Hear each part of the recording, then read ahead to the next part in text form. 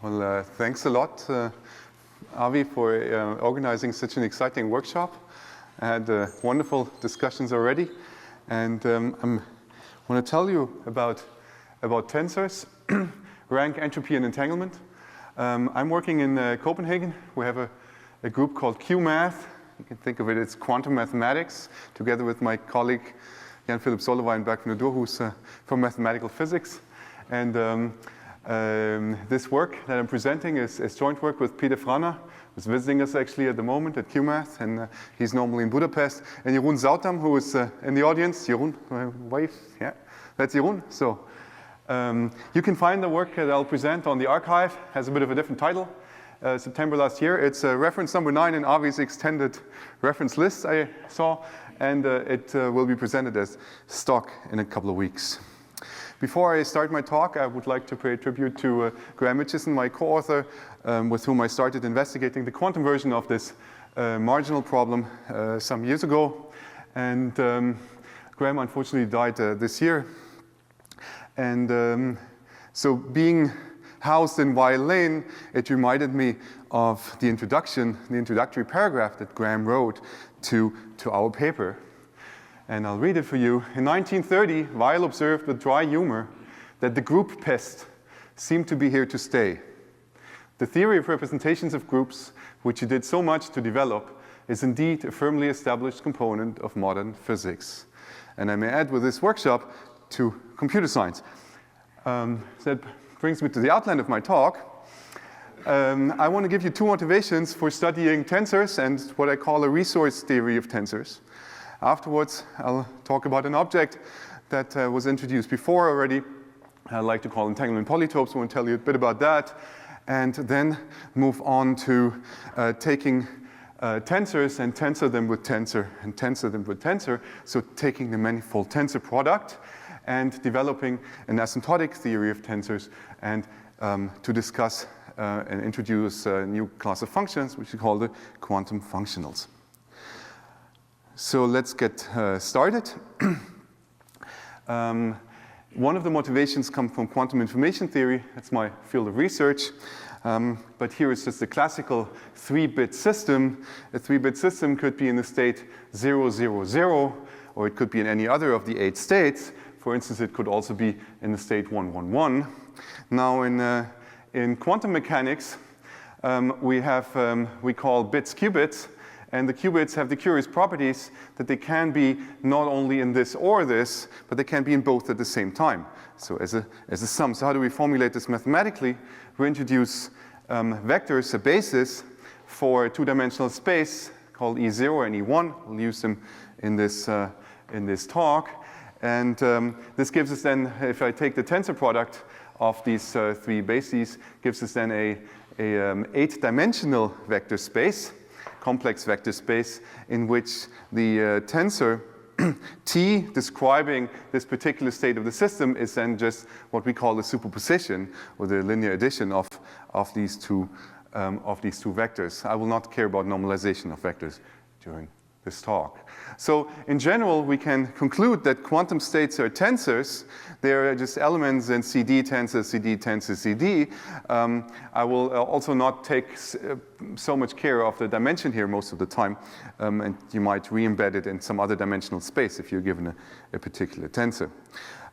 What does that mean now? A more tensor way of writing tensors is, of course, that you write it in this basis, just as I had done before, and you get indices Ti, j, k, and you get a sum up to d of this tensor product. Well, I was talking about quantum physics, and quantum physics describes atom.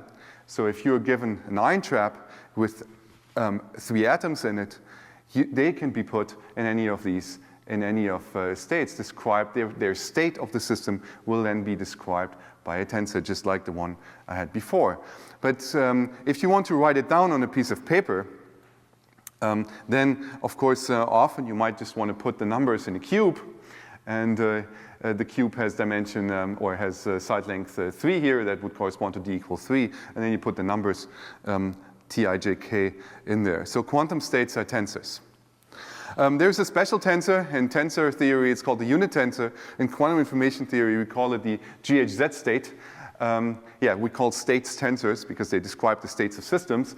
And the usual notation in tensor theory is to put this here, a tensor of rank R, or of size R. This diagonal tensor here, unit tensor, would just be EI tensor EI, and then the sum over these R systems. Yeah, we call this the Greenberger-Horn-Zeilinger state because this, if you do particular quantum measurements on it, it has particularly strange or counterintuitive features, and that's why it has this particular name, GHZ state. So I might use that or unit tensor. Ask me if anything is not clear during the talk anyway. I also fancy a sort of like graph theory notation of representing that one here as a hypergraph, the hypergraph of 3 vertices and then 1 hyperedge. But that's maybe not so important.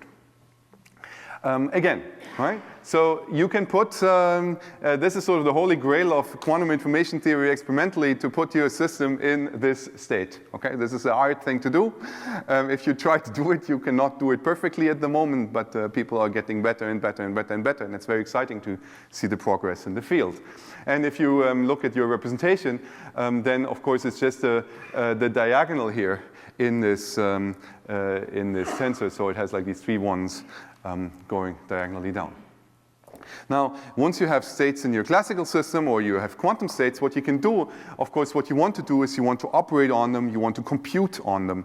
Here is a local computation that you could do. Locally really means like only on the particle 1 or particle A, B, and C, I usually call them. What you can do is you can say on the first one you can flip the bit, right? And you can flip it back and so on. In quantum space, that corresponds then to doing both at the same time, right? So this one goes up and down and so on, right? And for our tensor, that means that the first index here, the E0 swaps to the E1 and vice versa, okay? And of course, what have I done mathematically? I have acted on the first leg of the tensor, or on the first index with this bit flip operator here, or Pauli sigma x operator on it here. So what I could do in general, and these local operations in the tensor literature, they are known as restrictions, and in quantum information we call them stochastic local operations. There actually, it's not only these unitary transformations that I have displayed here in my example, but we also allow now, for the purpose of that theory, more general ones. Namely, we allow just that I act with any matrices, any triple of matrices locally, I call them ABC, and I say T restricts to T prime if I can find matrices A, B, and C such that A tensor B tensor C applied on T gives me T prime. That's right, that's scaling. Yes, scaling, right. Yes. And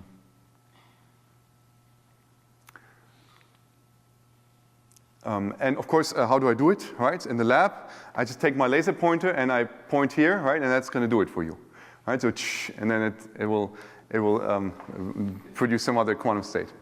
Or you do it on B, right? You do something here, or you do it on C. Right? All right, and in the world of the cube, it's taking the slicing, right? So if you do the operation on the first one, it's like thinking of it as slices, and then take linear combinations of these slices. And then you do it something on B, you do the slicing in the other direction, you do linear combinations of the slices there, and so on. I don't know, I didn't find a good way of illustrating that for you, but anyway, so here's the example, right? So let's understand restriction for 3 qubits, just so we kind of like all set and have an example in mind and a few states to play with.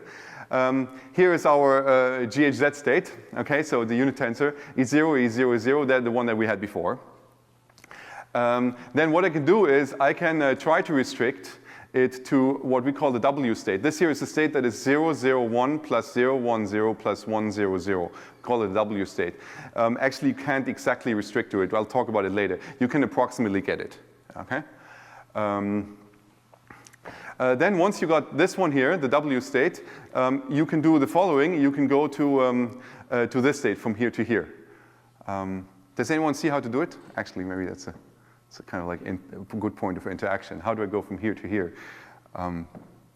by restriction?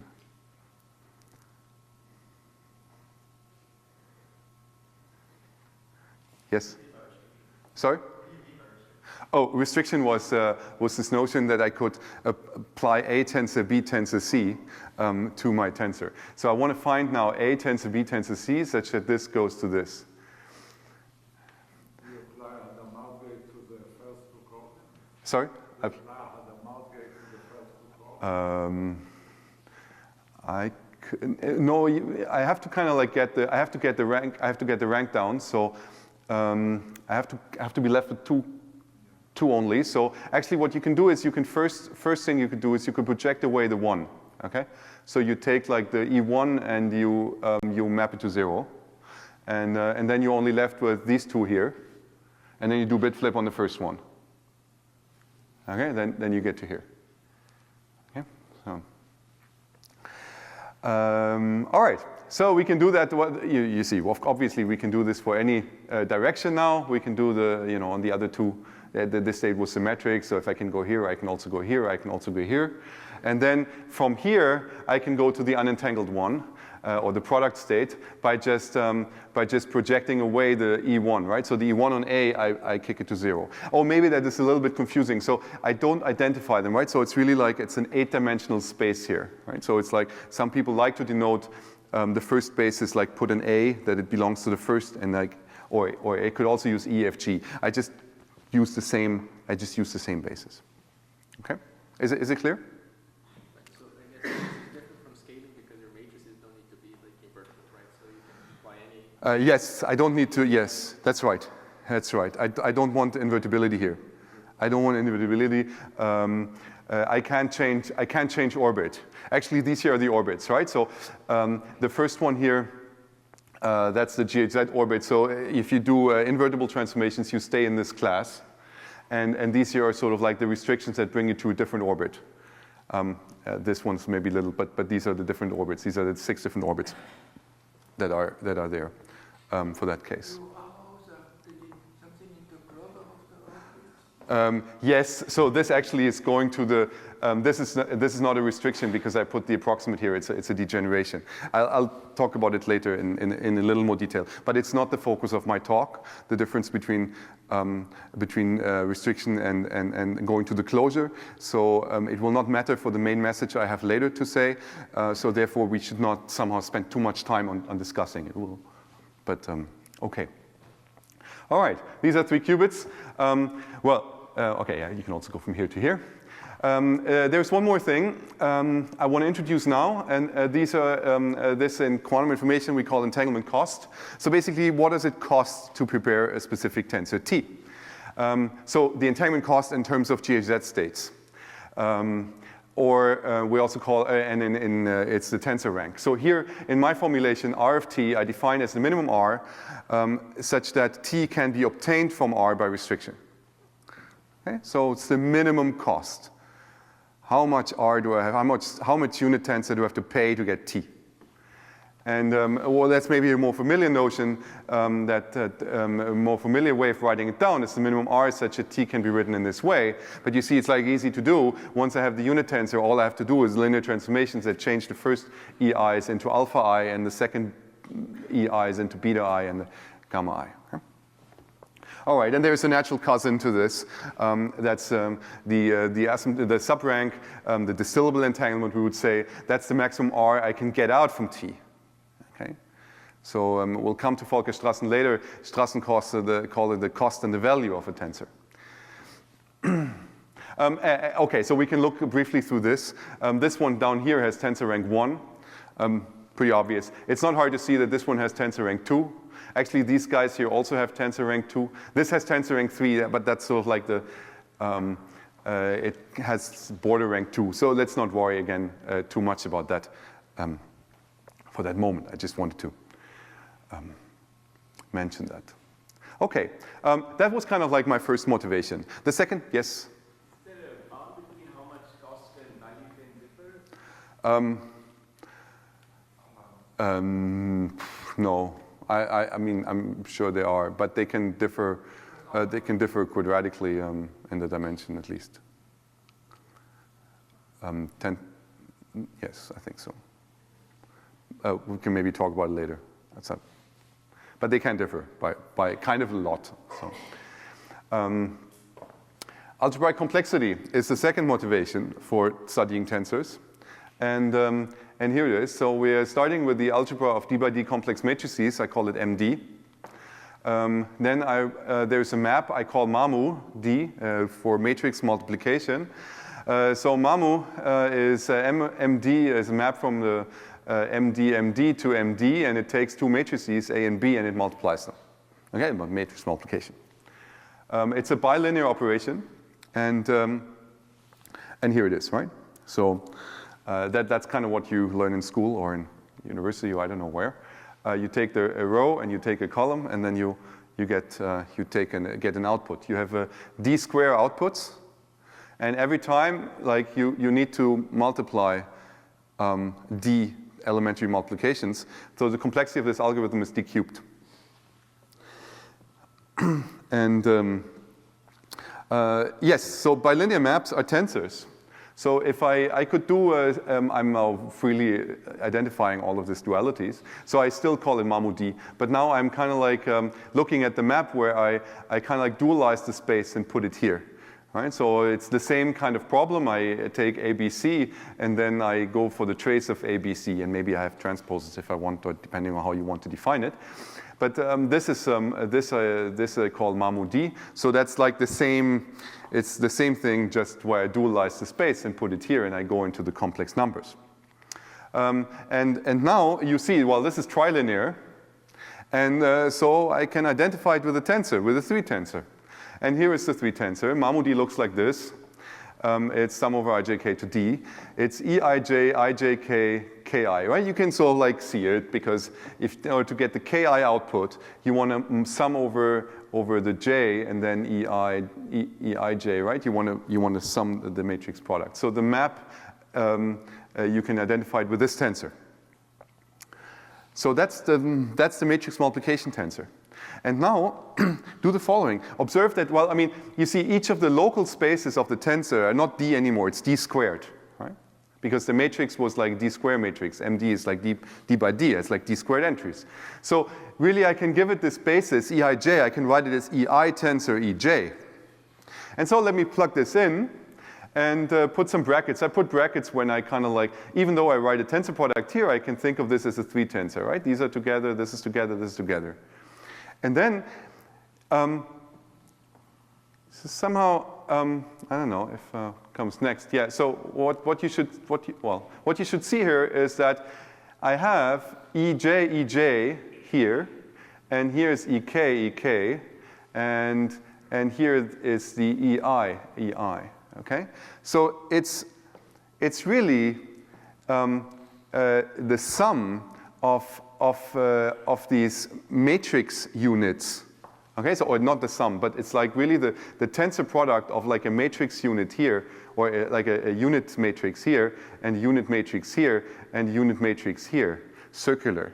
So in the language of quantum information, you would just draw this picture here. Everyone would understand it immediately. It's like 3 EPR pairs pairwise among three protagonists, or 3 states.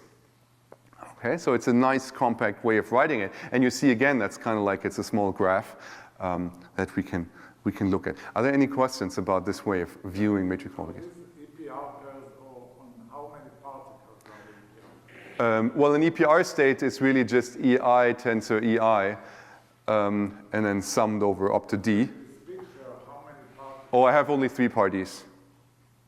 3 parties, but how many particles are there? How many particles? Oh, just think of them as 3 particles. Or you can think of it like 2 particles locally, right? But you think of them as one space.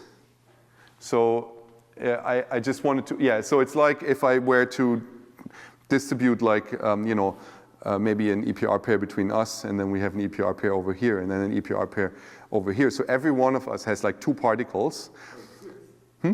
Yeah, so it's 6 particles. But in quantum mechanics, or what is really somehow strange is that 2 particles with each dimension d, so CD tensor CD, is isomorphic to CD squared. And it's a very curious property of quantum mechanics. It doesn't have to hold in any physical theory necessarily. And that's why somehow we can like think of it as one bigger particle or as two separate small particles. But I would like to think of it as a 3 tensor. You can't think of it as a 6 tensor, but yes. So then there is, Strassen showed that the number of elementary multiplications that you need in order to do matrix multiplication in this algebraic model is equal to the tensor rank of the matrix multiplication tensor. And then he found a really, so let's look at a small case. So d equal 2. So in d equal 2, the matrix multiplication tensor looks like this, okay? So you have to remember what it does, right? So like the neighboring ones always have to be equal, right? So it's like the 0, 0 have to be, so it's like 0, 0, and then I have to have a 0, and then if I have a 0, then, you know, like it's always true that like this one here is always the same as the left one here. Okay, I don't know if you can see it, but it gives these 8 terms, right? Right, so Strassen wrote a 3-page paper. I recommend to look at it. It's 3 pages long, basically in a different language. He writes down this decomposition, okay? It's a decomposition, so I introduced this new orthonormal basis, E plus minus, for E0 plus minus E1. So the paper just says, look, it has this 7 decomposition. And it's fantastic. And it's actually, you think it like looks like a mess, but it's easy to remember. You only have to remember the first one, really. So the first one is like E minus 1. Okay, so it's like E minus tensor E1 locally, tensor E1 E plus, tensor E0 0. Okay, then you take this and you cyclically permute. Okay, so the E minus 1 goes in the last place now, and these guys move up. Okay, so it moves here, and the E0 0 moves here, and you do another cyclic shift. You're here. And then from the first row to the second row, you just do the bit flip that we had on the first slide simultaneously in all 3 parties. Okay, so you just, because you have an E minus here, and if you do the bit flip on E minus, you get minus E minus. You get a minus sign. And then the other is kind of like the 0 flips to 1, and the E plus and E minus stay the same, right? So it gives you a second line. And then the last one, these are kind of like, now you think of it as like 6 particles. It's like EPR pairs locally, okay? E0 0 plus E1 1, like locally. Okay? So it's easy to remember. Just have to remember one guy, and then that number is 7. Well, in my kind of like graphical notation, I like to write it like this, right? So it's a 7 hyperedge of size 3 going to this little graph here of size 2. Okay, restricting to it, so with our restriction symbol. If you kind of like these kind of decompositions, and it's sort of one flavor of the subject, then I have a little advertisement. You know, you might want to look at some tensor surgery that you can do on them. And there's some archive, some joint work I did with Jeroen. Sorry? I did not understand the E index minus 1. What is the exact meaning? Minus in the first coordinate 1. Yeah. So E minus 1 is E minus tensor E1. And this is E0 minus E1 tensor E1 in the first one. So if you want to, okay? And that again is equal to, you know, E0 1 minus E1 1.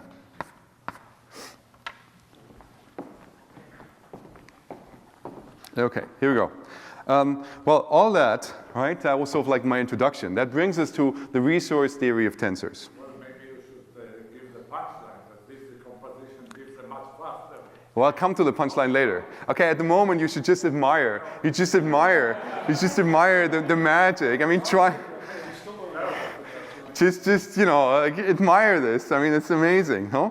So the resource theory, it brings me to this resource theory of tensors, of restriction, right? So t bigger than t prime, if A tends to B tends to C, it gives that for some matrices A, B, C. And in this resource theory of tensors, I'd like to think of t as like the valuable thing, right? So t is my resource, but the operations, like my laser pointer kind of like shying on the atoms, that's a triviality. So that's easy to do, this is free, it doesn't cost me anything. Well, then I have a unit in this resource theory. It's kind of like the money. It tells me how much I have to pay, how much something costs, how much I get for it when I sell again, and so on. And that brings me to the rank, right? It allows me to define a rank, kind of like the cost of something, and the subrank, the value of something, or the selling cost, what I have, how much I get for when I sell it again. All right, so that's the resource theory of tensors. Let's look a little bit closer at it, and I want to do it, I don't know, kind of like educational purpose for understanding what Strassen later proved and what I'll come to later. So restriction, and also to connect to the other talks that have been. So when are two tensors equivalent? So when can I restrict from t to t prime and back? All right, and and actually, that's just if I can find ABC that are invertible that do the job. And that's, of course, just if and only if the orbits are the same. So GT orbit is the same as GT prime, where G is now this triple GL group acting in the tensor product fashion, as we have seen in the tensor scaling case. So deciding restriction really amounts to classifying the orbits, and on top of that, understanding their relations. Like what restricts to what in this orbit direction. So let me now, yes? If the ABCs are not invertible, then it's in the closure, but not at any point in the closure you can obtain it this way, right? Because you could even take limits where it's not just ABC. Yes, but it's like, that's right. Yes, yeah, it's not only limits. No, I mean the closure kind of like takes the orbit and it closes the orbit, right?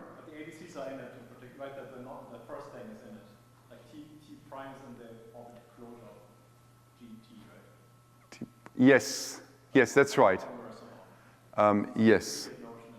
Yes, so there's three notions, really. There's this intermediate notion. But again, it won't matter too much for us and for the talk we go. I just want to introduce this degeneration. I advertised and there was questions about it. So how do I get from this GHZ state to the W state? I really like this slide somehow. So it's like E0 plus epsilon E1, okay? You take this to the tensor power 3, or epsilon some small number. And now, if you expand this just binomial expansion, you see that the first term, of course, is E0 tensor E0 tensor 0. Just subtract it off. Okay? Then you get the second term is epsilon times, and then you get 001 or 010 or 100, plus and then higher order in epsilon, right? So the first one was like you can degenerate to this here, or it's equivalent to a GHZ state. And this one is our W state. So we see that sometimes we get these kind of like things that happen in the closure where T degenerates. That's the symbol we're going to use. So that I can find the sequence of tensors here, right? If I divide this now by epsilon, right? I have the sequence of tensors that will get better and better, will approximate my T prime. And if for everyone T is restricting to T epsilon.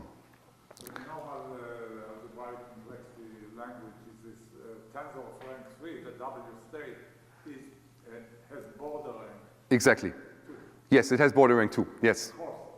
Yeah. But again, I just want to, yeah, that's right. So it has border rank 2. That kind of shows here that has border rank 2. All right, so deciding degeneration amounts to classifying orbit closures and their relations. And how do we do that? Orbit closures are G-invariant algebraic varieties. And so T, we've seen it in maybe a different way of formulating it, but I wanted to introduce this degeneration and so on. So what is nice about it is that we have this polynomial certificates for doing this. So if T doesn't degenerate to T prime, is equivalent to saying that there exists this G-invariant polynomial F that is kind of like an obstruction, right? So it's 0 on T, but it's non-zero on T prime. And here's the example, right? So we have seen how I can go from here to here approximately. And why can't I go back? I can't go back because there is this polynomial, the Cayley hyperdeterminant, that actually is 0 on the W state, but it's non-zero here. So I can't go from here to here. And so this is really a key thing. So let's summarize this. We got the resource theory of tensors. In quantum information, that's kind of like entanglement. In algebraic complexity, that's bilinear complexity. There's some non-trivial results. We got Strassen's 2x2 MAMU. We got degenerations from GHZ to W, but not the other way around. In general, this is like a super difficult subject. It's like wild, it's NP hard, And you might often wonder, I mean, because it's maybe wild, I mean, are the answers really what I mean, are they really the right questions to ask? Because in this entanglement context, you know, sometimes they just seem like maybe not so useful, maybe not the right questions to ask. And that sort of like brings me to this question of how to proceed. And I want to proceed in the way that I'm kind of like, okay, let's be happy with some partial information. And actually, I brought something here. Let me see if I can dig it out. Yeah, so you saw this Gödel Bach thing, right? So I was on paternity leave in the fall, and so and my friend, you know these boxes for little kids where you can where they have these 3 holes, like a round one and a square one, and my friend asked, and a triangular one, and my friend asked, can we make a magic one that fits kind of all 3? And so we made this little thing here. It's actually a little bit cheating, but we can talk about that offline. And then I took these 3 lightning projections here, and I brought it here. So depending on, well, it was my first model, but depending on how you look at it, it's kind of it looks like a square, or it looks like a triangle, or it looks like a, anyway, but not quite, but oh no, almost. Anyway, so we want to, that was so, we want to be happy with some partial information. And in quantum information, exactly these projections, they are kind of like the local information exactly. So it's like the experimentally easier information. So maybe it's more natural. And in algebraic complexity, focus on partial information about orbit closures, you know, that's kind of like this GCT program in some sense, right? You want to kind of get some way by looking at fewer information. So I want to explain how that comes about and how that relates to this idea of entanglement polytopes that we've seen already. So here is our tensor. There's some rubbish here I didn't know how to get rid of. But it's this cube, and I have this T. It's called T prime now and not T, but don't worry about that. We assume it's normalized, so length 1, so that, you know, like 2 norm 1, so we don't, it makes life a little easier. Do it this way, it doesn't matter very much. We can take 3 projections, right? So we can either, and then it has been introduced several times, so we can flatten, so we can group like the first 2 spaces together. One way of thinking about it is that I only look at the slices of the tensor. Another way of thinking about it is this flattening. So I think of this tensor now as just a map from this space, like a matrix from this space to this space. And then I can look at the singular values of this map TC, and I can square them. And it turns out they are a probability distribution because I took this normalized. And in the quantum information language, I think Michael, and it was introduced several times, it's this reduced density operator. So it's the density operator that describes this local state of the system. And these are its eigenvalues. So it's the eigenvalues of this density operator, or it's the singular values of this way. And so I called it slicing now, but so I call it local spectrum, some of this little local information. I can do this in 3 ways, right? Just like the projection that we had before. Okay, so it's not such a bad kind of analogy to think about this Gödel-Bach thing or my little wooden construct. Any questions about this? All right. Here are the entanglement polytopes. So one thing that you can do is you can say, okay, here are all states in the case of G, and we take the closure as well. So in the case of 2 qubits, it's actually the entire space. But think of this as being like all 2 qubit states. There's all of these 8-dimensional vector space. You can go here and you can look at these marginals, and so notice that the marginals, what comes out. Maybe I should go back actually. So if the dimension is 2, okay, then this is a map to a 2-dimensional space. So it has rank 2. So the probability distribution will just consist of 2 values, and they're normalized to 1 because it's a probability distribution. So let me just take the largest one, okay? And let me call this lambda max of A, say, lambda max of C, lambda max of A, lambda max of B, okay? So the kind of like every projection of this tensor, the 2 by 2 by 2 tensor, gives me a triple of numbers, a triple of positive numbers between a half actually and 1. And a triple of numbers is nice. I can just plot them in a coordinate system, right? Can illustrate this. So here we do, right? So these are the three numbers. Lambda are here called lambda 1 max, lambda 2 max, lambda 3 max. And you recognize it's the same picture. Michael made it some time ago. Right, so some time ago, with Graham Mitchison, who I mentioned before, we noticed that gave a representation theoretic characterization, and Kliratschko gave some inequalities, and Daftour-Hayden looked at a slightly different problem. And so you can see that this is actually this, so like Kirwan's convexity theorem can tell you that this is a convex polytope, and it's surprising, right? So like the marginal problem has this description, and people had found special cases earlier on, and they didn't see the kind of like the bigger picture. So that kind of like gives a structure to this problem. So it calls it the marginal polytope. Now, you could also look at subclasses here, the W states, the EPR states, or the product states. There are three different types of these EPRs, as we've seen. And surprising, they again form subpolytopes. And so we noticed that, and this is of course based on a theorem by Briand that comes out of Hilbert Mumford and Kempfness analysis of the moment map.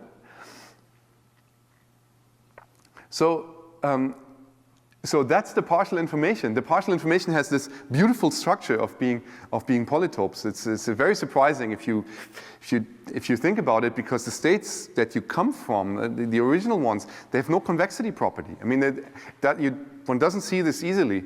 And anyway, I think it's very nice. And actually, you can use this now in the lab. So what you can do is you can take this quantum state, okay, so of these three spins of three particles, and quantum mechanics we call it psi. You can make these local measurements, extract this data, lambda 1, lambda 2, lambda 3. And if you are finding a point that lies here, that lies outside the other polytopes, the W polytopes, well, if it's not a W polytope, well, the bigger one must be GHZ. So you can use this as an easy test for entanglement. It's efficient in a certain way to test for entanglement. And actually, we were very lucky. We got it into Science, and when then the marketing machine of ETH went going, and they said, oh, let's propose a cover page for Science, and this was their proposal. Of course, it was not the cover page that was made in the end, but see, it says some gibberish here. But it's nice, a nice polytope here on the front. And people did this. So here's an experiment. I have no idea what they do.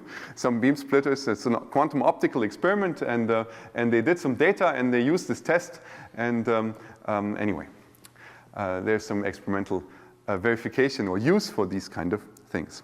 Now, let's move on to a little more partial information. Can we do a little better than the polytopes? So they give us some information about the restriction, but maybe they tell us we can learn a little more. So let's go back. Orbit closures, it's G-invariant algebraic varieties. We had this before, right? So T doesn't restrict to T only if there's this invariant polynomial. Now, the Fs that do the job, they come actually in types, okay? And these types are indexed by three Young diagrams. What is a Young diagram? A Young diagram is like a diagram like this. It has at most D rows, if we're talking about dimension D, and it has n boxes, where the number of boxes is the degree of the polynomial. And we need three of them. We need one for A, one for B, one for C. And actually, it's Weil's construction based on Schur-Weil duality that Michael introduced. Here it is. You take CD tensor N. When you say the degree, you mean that now you are not in a 3 tensor, but in an n tensor. Yes, that's right. So I mean, I'm constructing them with the help of 3 times n. It's a 3n tensor in that sense. That's right. That's right. So we use this kind of as a tool, right? So it's basically a tool for constructing these for constructing these tensors. So Chauval duality says I take n d-dimensional spaces, and I decompose it. It goes like this, right? You say, oh, it's like n copies of CD. I have two types of actions. One I can permute, and one I can simultaneously rotate or simultaneously act with GL. These two actions are easy to see that they commute. A little less easy to see is that there's nothing more. So if you take one action, then everything that commutes with it is the algebra of the symmetric group and the other way around. That actually gives you a nice decomposition here, multiplicity-free decomposition into Specht modules of the symmetric group tensor, the Weil modules of GLD. And here the sum goes over these Young diagrams with n boxes and at most d rows. So let's call P lambda A the orthogonal projector onto the lambda A component. Okay, so we do this 3 times now, this Chauval duality. We do it for A, we do it for B, we do it for C. And each time we give us an orthogonal projector onto this. And so then we take the tensor T tensor N, and we take these 3 orthogonal projectors, one for A, one for B, one for C, and we blast it onto our tensor T tensor N. We call the entire thing P lambda. I should have called this here lambda A. I'm sorry for the confusion. Right, so lambda is kind of like the triple of these 3 Young diagrams. Okay, let's look at that operator. This is actually, this is some big vector in some big vector space, and I just project it with this operator. And so one way of thinking about it depends what you prefer. You can just leave it as it is now, or you could say, I want to decompose, I want to write it as like highest weight states or other weight states, and I write a sum of them. So these are projectors onto, say, orthogonal weight states, and then T tensor N, and then I get a sum of polynomials of this type, of lambda type, and I kind of like put them orthogonally. I lay them out somehow. Okay, let's go back to this. Actually allows us to give a relaxation. So you have seen this already. This gives us a relaxation because these are particular types of diagrams. So here was an if and only if, okay? And then I can relax it to if there is a lambda, like a triple of Young diagrams, such that this is 0, but this is non-zero, okay? Because I use a special construction for getting something. So it's a bit of a relaxation. In GCT, it's called an occurrence obstruction if I'm right here in laying it out. It's not, and so in the yes, it's just an if. Yeah, so the if and only if went to an if now, and this way I get an occurrence obstruction. So right, so if I find this thing here. If I find one that vanishes here and is not vanishing here, then I get an obstruction to the tensor transformation T going to T prime. And I think that's what commonly is known as occurrence obstruction. I hope I did it right. But so in the context of matrix multiplication that we have around, yes? So if lambda is like trivial, like 0, like rectangles, then you have an invariant polynomial, right? Am I confused? Like the lower thing is more general, more conditions than the upper thing.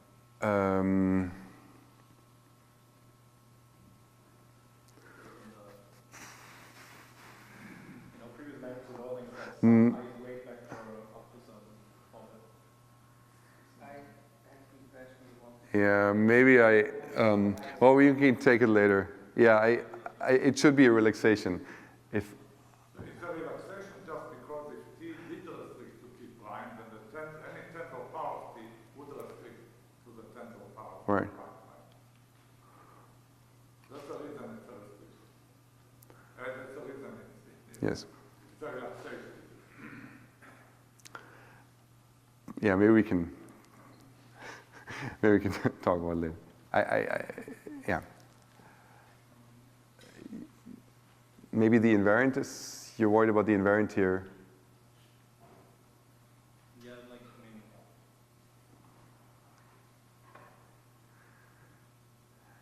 yeah. Okay, well, let's move on. It's not so. But if you, in any case, you now take the entanglement polytopes. So this gives you actually a different characterization of entanglement polytopes that we have already seen in. Michael, did you do it or Michael's talk? then you can start, if you take all the states and you look at all of the p lambda that don't vanish for, for some t, then you get the big polytope, which was this marginal polytope. But in that sense, it's the Kronecker polytope of the Kronecker coefficients when you take the diagrams and you normalize them. Okay, so if you take a Young diagram, you just divide by the row length, you get a probability distribution. So if you do that, that gives you a different characterization of the moment polytope. It's sort of like an interesting, different non-trivial characterization of it.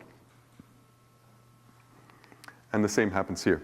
Okay, so in this case, it's the Kronecker polytopes, the biggest one, and these are the other entanglement polytopes, and they each have this characterization as the triples of lambda, such that p lambda t tensor n is non-vanishing, and then you rescale.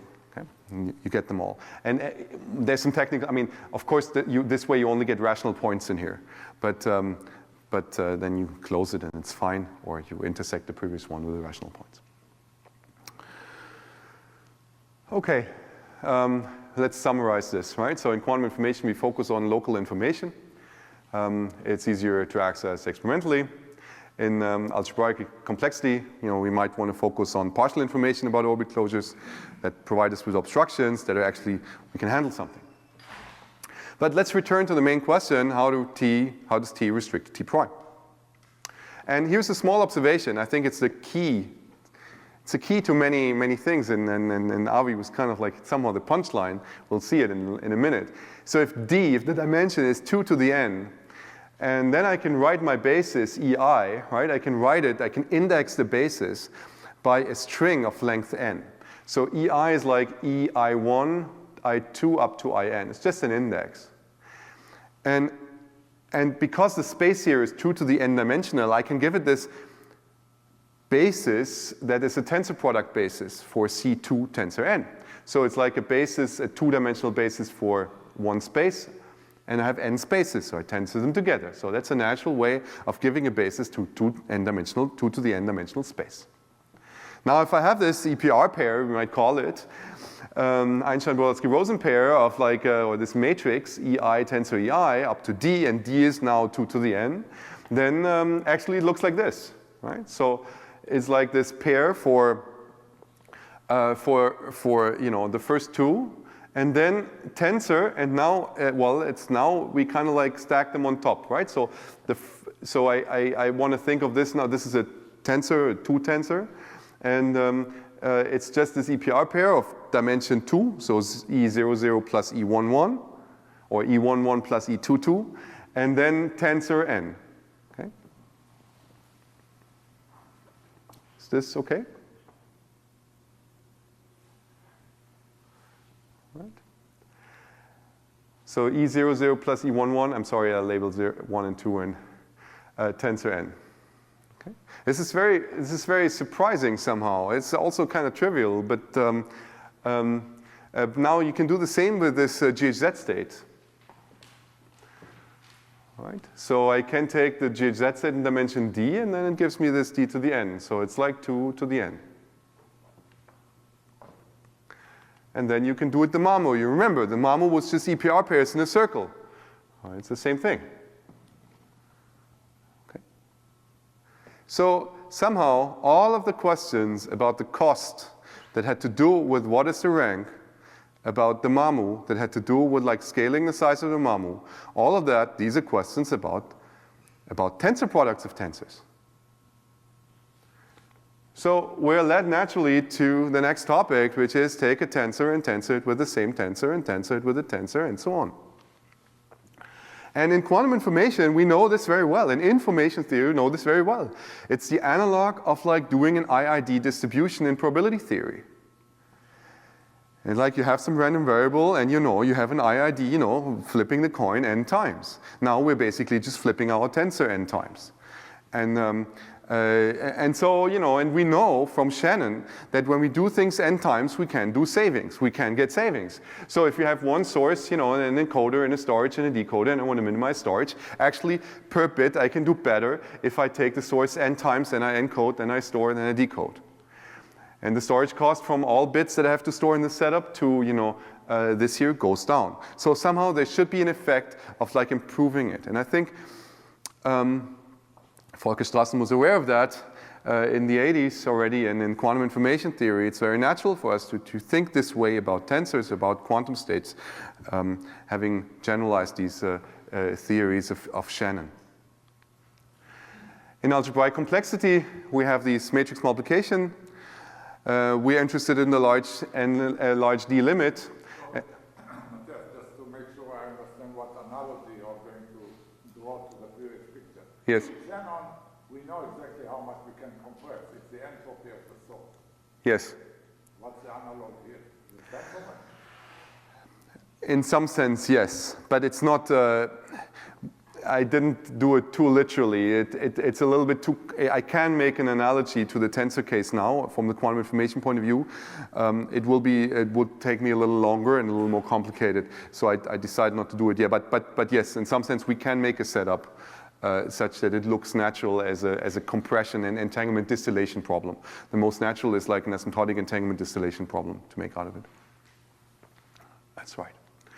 So, but the exponent of matrix multiplication, we call it d to the omega. Well, that's the optimal omega that you can expect here. We know, what do we know about that? We know that it's better than 3, and we know this, well, okay, so the lower bound is 2. You can't do better than d squared, essentially because you have d squared outputs.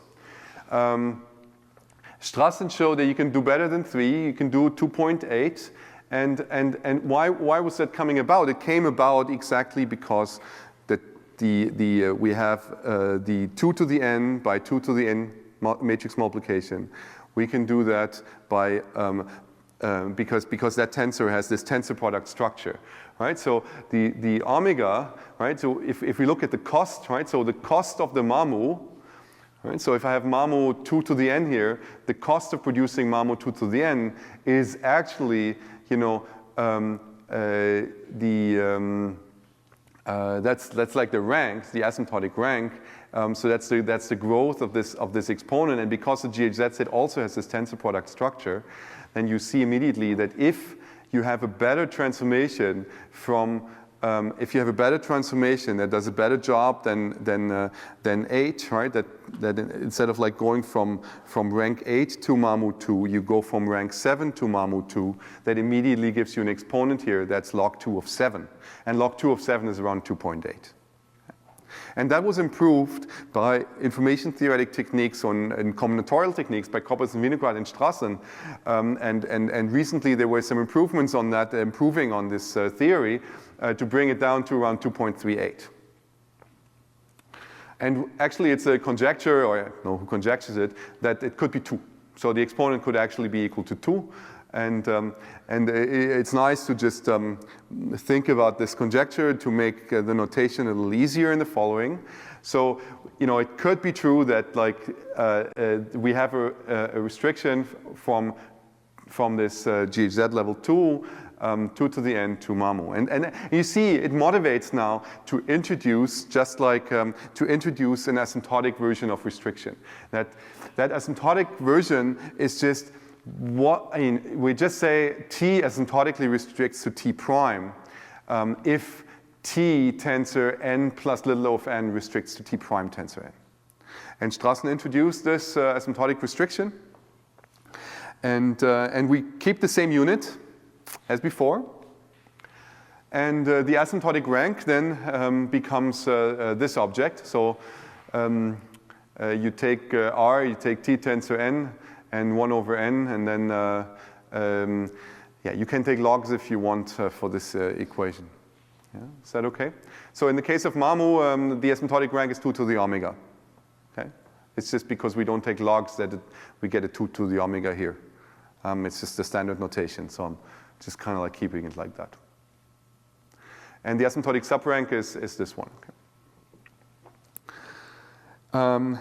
Yeah, so now comes an amazing result by Volker Strassen from the 1980s. Call it Strassen's spectral theorem. It says the following. T is, it's kind of like the analog. You should, yeah, well, you should think of the analog of this degeneration with the polynomials thing. That's the way I kind of like to think about it. So T asymptotically degenerates to T prime, and if and only if ft is bigger than ft prime for all f. And for all f, there's some conditions on it. For all f that are monotone, normalized, multiplicative, and additive. Okay. What does that mean? What does monotone mean? Monotone means monotone under restriction. So f of s is bigger than f of s prime for all s bigger than s prime. Sorry? These are real functions. Yes. F is the real from the tensor to the real. Yes. From all tensors to the reals, yes. You kind of have to define it for all tensors, yeah. Some f of s bigger than f of s prime for all s bigger than s prime. It's normalized, so if you plug in the unit tensor, you get r. It's multiplicative if you have s tensor s prime. So, but the tensor product now means that if I have a 3 tensor, right, and I get another 3 tensor, it's again a 3 tensor, just like we did in matrix multiplication. Okay? So I'm only playing with 3 tensors the whole time. So. This is like a Hadamard product. Kronecker tensor product, yes. So, so you can think of it as like taking a 3 tensor and another 3 tensor. It gives you a 6 tensor if you tensor them together, and then you flatten them. It's one way of thinking about it.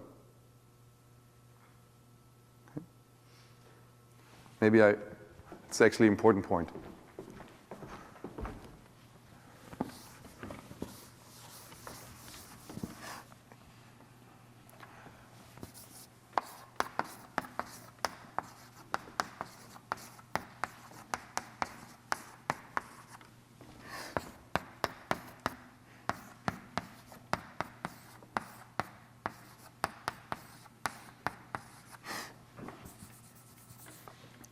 Now you tensor them. What I mean by that, you might use a different symbol if you want. Sometimes like to do that. But what I mean by that is this, that I regard it as a 3 tensor again. Okay?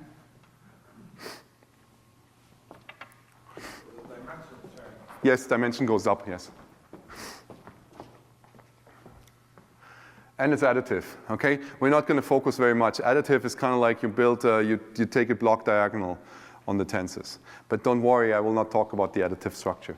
Just put it up here for completeness. Yes? Just out of curiosity, is this kind of like a field homomorphism where you're trying to assert that the space of the tensor multiplications under this restriction is kind of preserving the field, is kind of behaving like the field of the reals because you're able to take tensor multiplication to multiplication on your functions and addition divided there. Of course, they're monotone, but they want to be because you want to preserve the flowing lattice condition of things. Yes, yes. So they're like, it's like homomorphisms, yes. Right, so you're basically trying to show a similarity between the natural multiplication addition of the reals with the tensor multiplication. That's right, yes.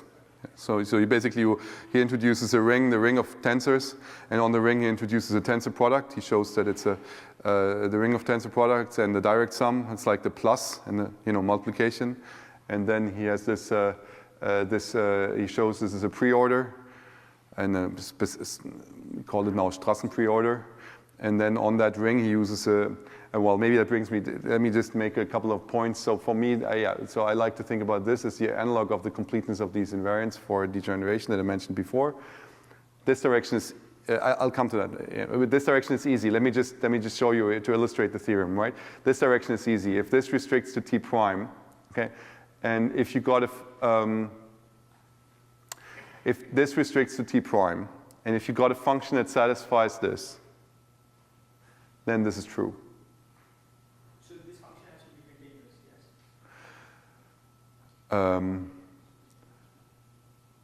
Because you're because you're trying to preserve the structure of the lattice in this tensoring that you talked about into the reals. Yeah, maybe I can refer to Jeroen. No, I mean, just these 4 properties. Yeah. These 4 properties.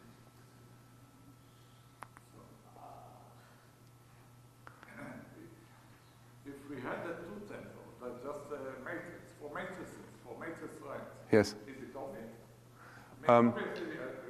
Yeah, the rank. Yeah, the rank. Is this theorem easy in the case? Yeah, it's just the rank. Yeah. Rank and subrank are the same. No. And rank and subrank are in this case the same. And because rank is multiplicative on the tensor product, and it's also additive on the direct sum, then rank is the only function that satisfies this. Yeah, but that's rank itself, not asymptotic rank. No, but because rank is multiplicative, it's the same as asymptotic rank under this tensor product.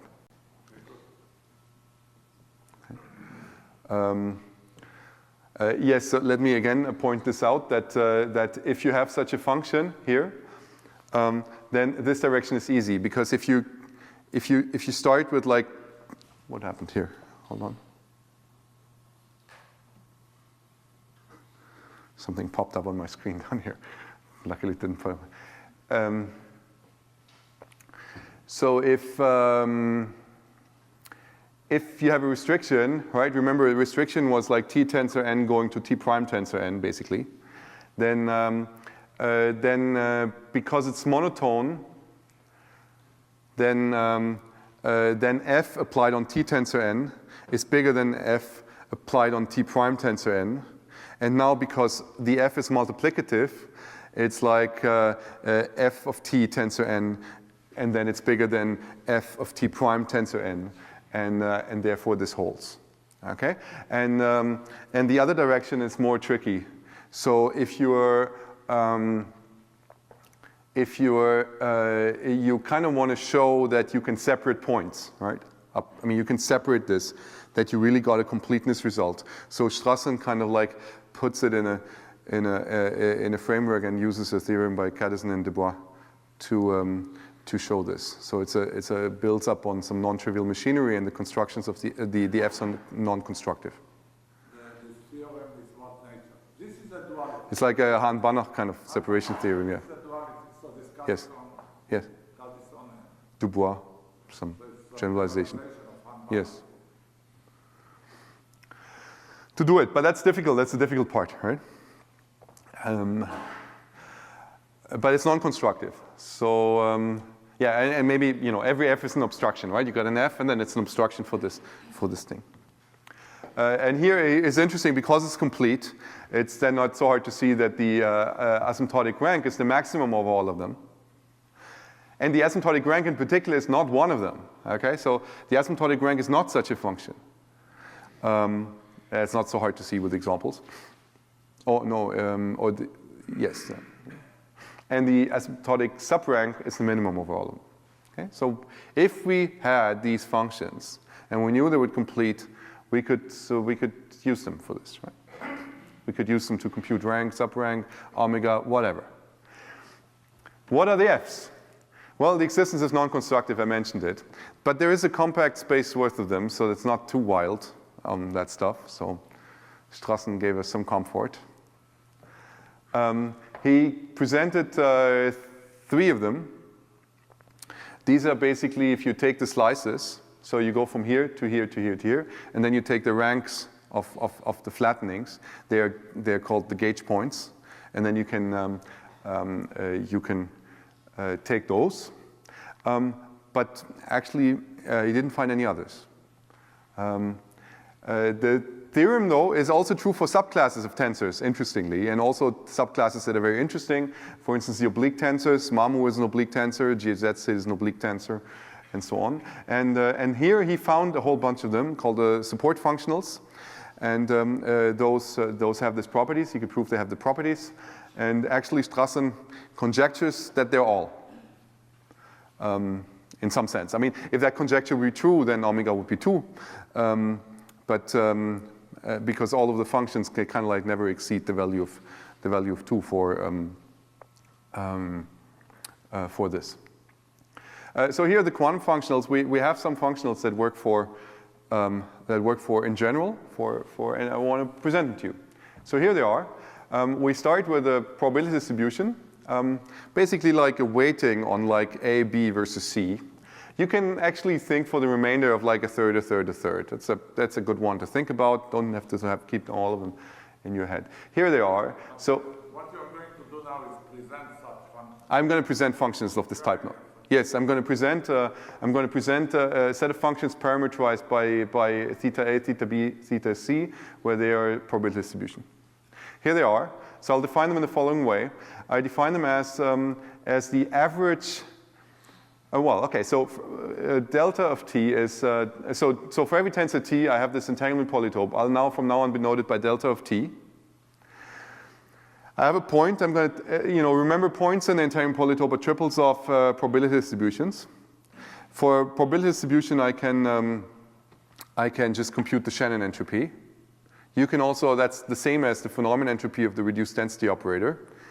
And then you just take the average over the 3 with your favorite choosing of average. So maybe a third, a third, a third. So in some sense, you can think like if you were at the origin, and we had this origin often, right? The origin is what you want to scale to. That was kind of like the locally maximally mixed. That would be like the maximum you could possibly get to. And here we're kind of like, trying to also, we're scaling there, right? We're trying to get as close to the origin as possible. And we're measuring the distance to that origin. We don't measure it in 2-norm, we measure it in relative entropy distance. And in, a sleeker formulation is just I maximize the entropy, but that's the same as minimizing the relative entropy distance to the origin. Yes? The group here is GLN. The action, the group action for the moment polytope is a GLN action. Yeah, GLD, yeah. But you said when you are restrict, you are allowing actually non-singular mix. Yeah, doesn't matter. We take the closure. It's the polytopes are anyway for the closure. Yeah, but it's not the same as allowing, taking the limit of non-singular matrices is not the same as allowing just singular matrices. That's true. So I'm optimizing here over the entanglement polytope. So I'm taking the orbit closure of T, and then I have the polytope optimizing over that.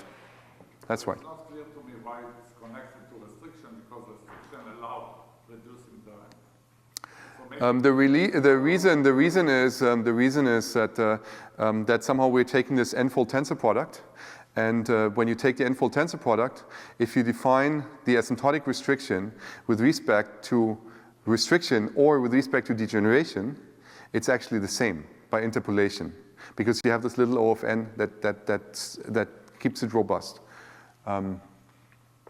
Okay, but we measure somehow the distance to the origin relative entropy distance, but it's not like this, log d minus the distance, right? Log d minus this is like the relative entropy distance to the origin.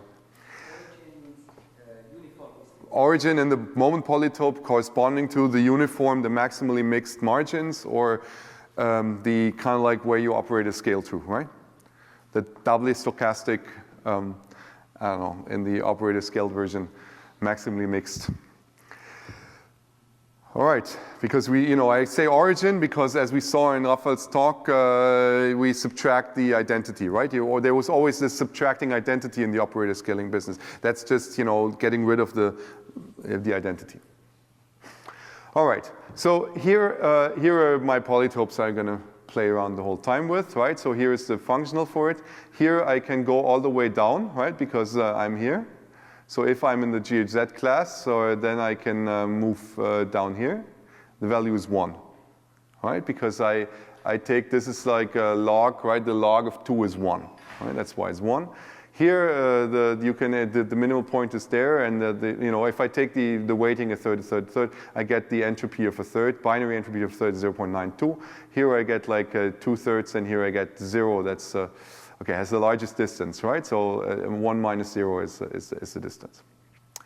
Well, okay, so maybe what I should say is that you see that this, okay, so here are the functionals, these f's that we propose are f theta.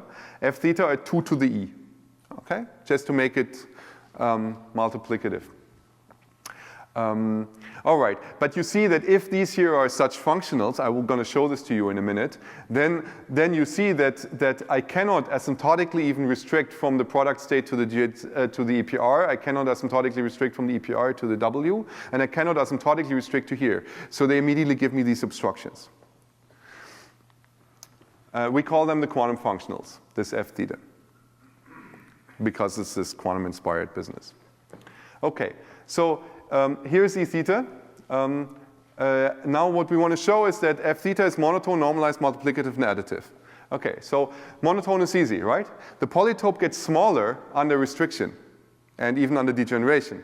Well, so the functional the functional gets smaller because it's a maximization over it, right? If the polytope gets smaller, then the functional gets smaller. Thus, it's monotonely decreasing under this. That was easy. Normalized, that's also easy because the unit tensor the element in the unit tensor is already maximally mixed. I don't have to scale, it's scaled, right? So I get like R for the dimension, and R is also the maximum, as you can see that they have the maximum value of log R, so it's nothing to do. That was also easy. Multiplicative, oh well, additive we're not going to do because it's going to be similar to multiplicativity. If you're interested, you can see the paper. And multiplicativity is what we have to do. Okay? So multiplicativity. We're going to show that f theta of this is multiplicative. F theta of t tensor t. Again, remember the way we take the tensor product is this. Now, of course, because this was defined as an exponent, I can just prove additivity here for this guy. It's just the same thing. So we're going to show additivity here. Again, we have two directions. We're going to show super additivity, and we're going to show subadditivity. Okay? So it's an easy direction and a more difficult direction. Okay, so let's do the easy first, right? We're going to show that this is bigger than this. Okay. So remember the definition? We have a lemma. So the lemma says, well, we're going to show some inclusion of the polytopes. We're going to optimize over them, and then the functional goes one way. So we're going to show that somehow the polytope of the two tensor together. What does that mean? And Michael kind of mentioned this nicely. It was kind of like it's like if you have two distributions, you just take the product distribution, the independent distribution. So in here, this is like a bunch of distributions, so I get the product distributions, right? That's it. And I'm claiming they're contained in here. Well, what is this? This is just, and now I introduce some notation. So lambda of tau, okay? So we're restricting, right? This guy here somehow is, the polytope is somehow going over all of the tau that I can reach from t tensor t prime. Okay, so and then I'm going to do the projections onto the three directions, and I'm just going to call this now lambda of tau, just to keep notation somewhat simple. But lambda of tau is this triple of distributions, right? Now, of course, this is smaller than if I only restrict to tensor products. And now, if I have tensor products only, the moment map works in this way that actually it will give you the tensor product. It will give these independent distributions. I'm not going to show this now, but just believe me that if you take the moment map, will bring you to the tensor product. So then then I'm done. All right. So that's the product distribution, and that's just that polytope. Okay. So that means now that if I'm starting here and it's a maximization over this polytope, right? Then I'm restricting the maximization. The thing will go down. I optimize over this, and now that's just like optimizing separately over this and separately over this, and that gives me the functional. Okay? So that's the easy direction, just by definition of how it's done. So we have to do the difficult one. For the difficult one, we have to now find a bigger thing, right? We have to find a bigger thing, bigger object that includes the small one, but that still kind of like doesn't, if you optimize over it, will still be nice. Okay, what is this? This is basically now, so this is fun. So you imagine now, you're given now, what you want to do is you want to understand what is the entanglement polytope of the tensor product of two tensors. That's your goal. Okay, so what the lemma says is that actually it's included in the polytopes for the separate ones if you just glue them together in the right way. And you have to glue them with the Kronecker coefficient, okay, which is this, or with the marginal problem. You have to glue it together in this way. Okay, so basically it says, well, this object here, delta of t, so I glue one of the polytopes with the other one, and I call it the Kron gluing. It contains all of the alpha, beta, gamma, right? Imagine, it's like, all of the alpha, beta, gamma, such that ABC is in one polytope, in this one, A prime, B prime, C prime is in this one, and such that this alpha can be obtained from A and A prime So this one has a non-zero Kronecker coefficient, or it has this is a valid quantum state, okay? So there exists a quantum state that has the marginals AA prime alpha. Yes? Is the chronicle, essentially, is this projecting onto a valid state that you're tensor into? Sorry, I didn't hear you. Is the chronicle just projecting into a valid quantum state, essentially? Projecting to valid one? Projecting to a valid state in your yes. Maybe we can see the proof. I don't know. I don't know how to answer. So Cron delta, I actually have an illustration. Hold on, here it is. So you should think of, think of these 3 qubits, right? And then think of delta t as a W polytope, so like not the biggest one. So think of it like delta of t is this, and take t and t prime to be the same, right? So this is like delta of t, and this is also delta of t prime. Okay, so the Kronecker polytope, or the marginal polytope, that was the biggest polytope. What's the biggest polytope? I said that was a GHZ polytope. I'm cheating a little bit because I have to even go higher than, bigger than that. But so just imagine like the Kronecker polytope as the big one. That is going to be used to glue the small ones together. Okay? So I'm gluing this polytope and this polytope together on every side of the polytope somehow. I'm trying to glue it. I don't know how to visualize this. I'm using this as the glue. Okay? So I'm saying alpha beta gamma is valid if the alpha can be obtained, by gluing A and A prime with some Kronecker, or with some marginal AA prime alpha. Okay. What is the polytope Cron in general? Oh, it's just the biggest one. It's this one. Think of this one. So it's the set of all reachable states. It's a set of all states. It's like for, what do you call this? Delta without the t. Oh, just delta. Yes. Okay, that's delta. Yes. Yeah, you can call Cron delta. Yes, that's right. Okay. It's the biggest one. Yes, call it delta. It's just that this delta here, actually I need 4 rows for the alpha. So it has to be a 4 row. Actually, it can't display it this way. So it's a four dimensional. It has 2 more dimensions, but that's a subtlety. Let's not worry about it. Think of it as this one and this one. Okay, so we're going to prove this, right? So we're going to start, and here comes the interesting point. For this lemma, we need now the other characterization of the moment polytope, right? We have 2 characterizations. One is this characterization as the quantum states, and the other characterization was as these non-zero highest weight states, right? Or as these polynomials that don't vanish, right? And now we use this other characterization to get both sides, right? So once we use this for getting the subadditivity, we need the other characterization for getting superadditivity. Or this is the subadditivity. So this other characterization tells us if I got alpha, beta, and gamma, right, in here, then P and alpha, P and beta, P and gamma applied on this thing is non-zero. Right? That was that characterization. And now, right, you see that this is like a, this P and alpha here has n kind of components, and it takes one from the first guy and one from the second guy, right? From here and from here. Okay? Yes, that's not, for n large enough, yes. Let's not worry too much. Take alpha, beta, gamma to be rational, and take n large enough such that it's a Young diagram. That's right, yes, absolutely. So now we stick some identities in, okay? So I didn't know how to do it better. But it's the same equation as above, nothing really changed. I observed that this is a 6 tensor. This has like 6 components, right? And each time it's like tensor n. So I can put the Schurwald duality in all of them. I do that. So the first one gets a Schurwald duality with, I call it NA here. And then NB, NC, NA prime, NB prime, and C prime. Okay?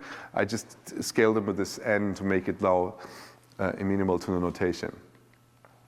Now NC is like some, n times C is like some Young diagram, right? So these sums here go over all Young diagrams, okay? So these are over Young diagrams, these are over Young diagrams. But basically, because I have the Schurwald duality, I have this complete decomposition, so it gives me the identity. So I can just stick identity in, it doesn't hurt.